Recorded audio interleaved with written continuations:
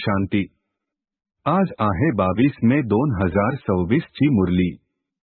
महावाक्य आहे, गोड मुलांनो, चॅरिटी बिगिन्स ॲट होम, अर्थात जे देवी देवता धर्माचे आहे, शिवाचे अथवा देवतांचे पुजारी आहे, त्यांना सर्वात आधी ज्ञान द्या। प्रश्न आहे, बाबांचे कोणते कर्तव्य कोणताही मनुष्य करू शकत नाही आणि का? उत्तर आहे, संपूर्ण विश्वामध्ये शांती स्थापन करण्याचे कर्तव्य एका बाबांचेच आहे। मनुष्य विश्वामध्ये शांती स्थापन करू शकत नाही, कारण सर्व विकारी आहेत। शांतीची स्थापना तेव्हाच होईल जेव्हा बाबांना जाणतील आणि पवित्र बनतील।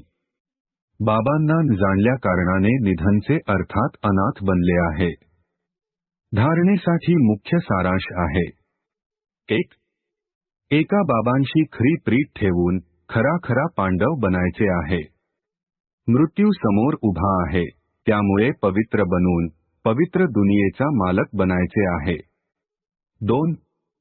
काम महाशत्रू आहे, जो आदिमध्यंत दुःख देतो, त्यावर विजय प्राप्त करून पावन बनायचे आहे।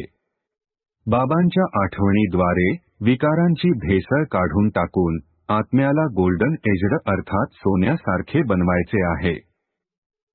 आजचे वरदान आहे, मर्जीवा जन्माच्या स्मृतीद्वारे कर्मबंधनाला संबंधामध्ये परिवर्तन करणारे परोपकारी भव। स्पष्टीकरण आहे, लौकिक कर्मबंधनाचा संबंध आता मर्जीवा जन्मामुळे श्रीमताच्या आधारावर सेवेच्या संबंधाचा आधार आहे।